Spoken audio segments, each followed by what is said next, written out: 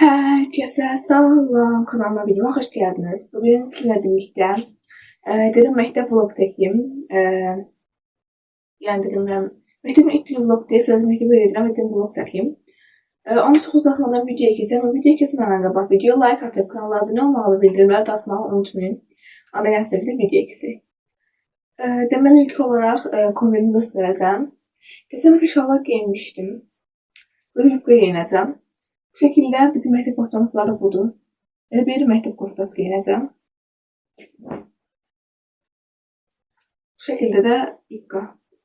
Böyle. Zaten bunu mektebin ilk günü vlogumda görebilirsiniz. Orada giyinmiştim. Bir de altına da kabuk giyineceğim. Şükürler. Bir de böyle çoraplar. Ama ben bunları giyinip ve sonra biz videoya devam edelim. Deməli dostlarım, mən saçlarımı yığdım.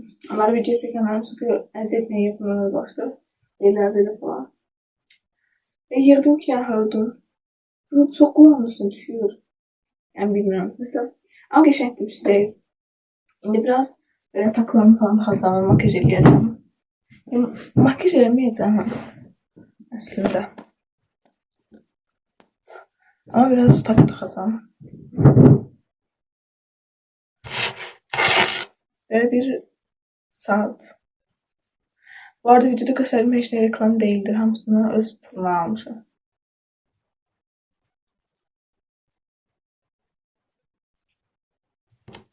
Şimdi bu klasik qolbaq. Bu məktəbin ilk günü yanınıza gəlsə əgər qırılmışdı.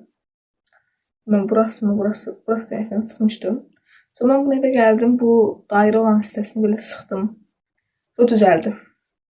Yəni yenə də əvvəl kimi işləyir. Yəni taxılır, çıxılır falan.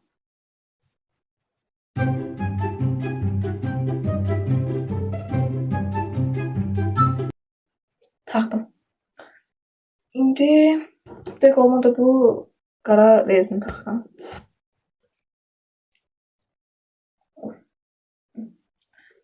Dodama da bu tinti keçirəm. Bunu axıda güzgü edeyim çünki sonra çox olar falan. Axıda güzgü edeyim gəlirəm. İndi mən sürtdüm belə. Kamerada bilinmir. Bilməm niyə. Ama kamerada çok şey bilinmir. Böyle. Ama arkada baxanda yaşadım.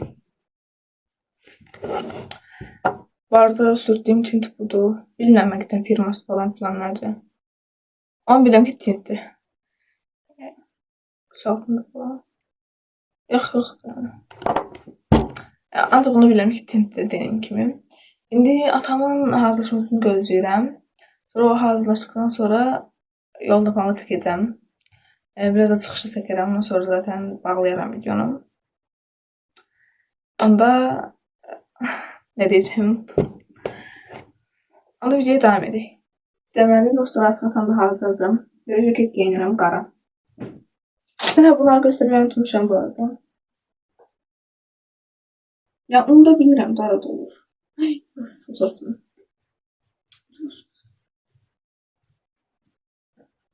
O zaman pozacaq yenə bir təkrar.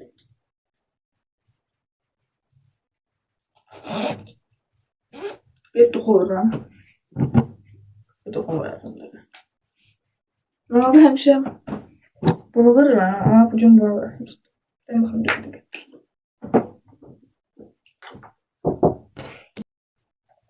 Toxu vuracağım. Deməli normalde həmişə bunu vururam ama bugün bunu vurasım tutdu. Bilməm niyə. Neydən baxacağım. Həmişə vurduğuma görə bilirəm nədir əslində. Bugün bunu vuracağım. Bunu vurasım tutdu bir. Yəni bilmirəm. Yani çok vururam. Kameramı aşağıdan koymuşam ki əlləşirəm video çəkməyəsinə. Başım falan qoyursun. Əlim tıx oldu. Pislik. Neyse. Yeməmi yiyim mənim. Sizin yoldan falan çəkəcəm. Oralarda zaten görərsiniz devam edəcək.